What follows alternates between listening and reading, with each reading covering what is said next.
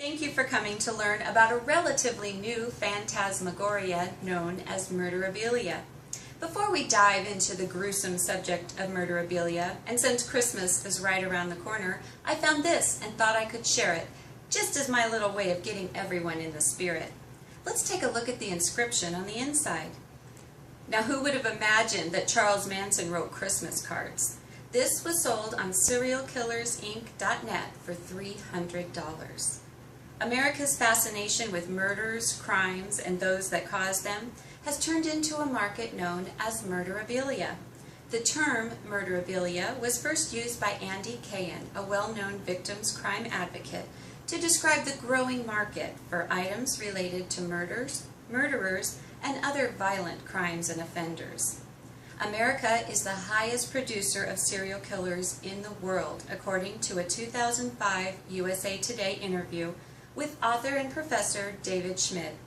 Professor Schmidt attributes that 85% of the world's serial killers are in America.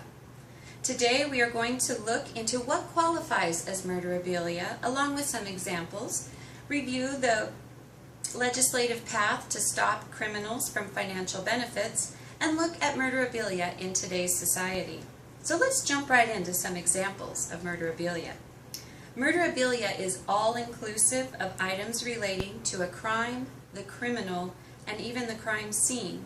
To highlight just a few of the items that have sold in auction over the last year, we have a bag of hair from Charles Manson, crime scene tape from the Brown-Simpson-Goldman murder scene, an autographed copy of More Letters to Mr. Gacy, a sketch of a pinup girl from Richard Ramirez, a photo postcard designed by Manson of two of his Charlie's Angels, another postcard from Manson, and a drawing by Anthony Sowell of little army men and their artillery. He was a Marine before he began his serial killing career. So where do we find murderabilia? There are three main websites that carry murderabilia for auction: serialkillersinc.net, murderauction.com, and supernaut.com.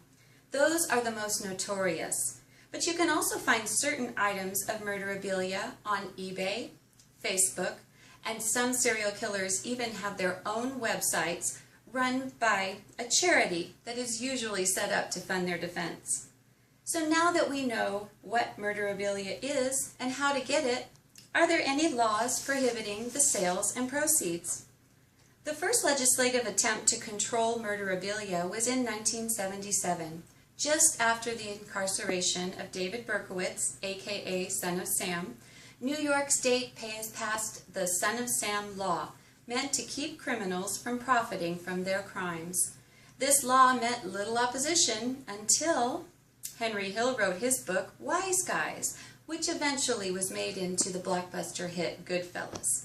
The book was already in the print stage when, in 1987, the New York Victims Board filed an indictment citing the Son of Sam law. Simon & Schuster were heavily invested in this enterprise, so they took their appeal all the way to the U.S. Supreme Court. In 1991, the U.S. Supreme Court ruled in favor of Simon & Schuster, stating that the Son of Sam law was too broad and over-inclusive. They were concerned that it impeded Henry Hill's First Amendment right of free speech. So what is the current state of murderabilia in our society? Senator John Cornyn explains in the summary of his most recent attempt to pass the Stop the Sale of Murderabilia Act that changes must be made to the Federal Criminal Code, which currently is only, quote, to prohibit a federal or state prison inmate convicted of a crime of violence from knowingly placing in the mail or causing to be delivered in interstate or foreign commerce any property, article, or object, end quote. This marks Senator Cornyn's third attempt to get a hearing on his bill. Many states are finding that filing civil suits are more restraining than criminal avenues.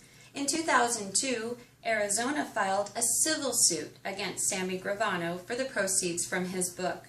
The Arizona State Appeals Court ruled with the state's argument that proved they were not attempting to limit his expressive freedom, but showed a connection between the book and racketeering, which ranks higher in legislative rules than simple murder or rape. In closing, in his 2005 book, Natural Born Celebrities, Serial Killers in American Culture, Professor Schmidt quotes film director Julian Hobbs that the serial killer has, quote, become a commodity, a merchandising phenomenon that rivals Mickey Mouse, end quote.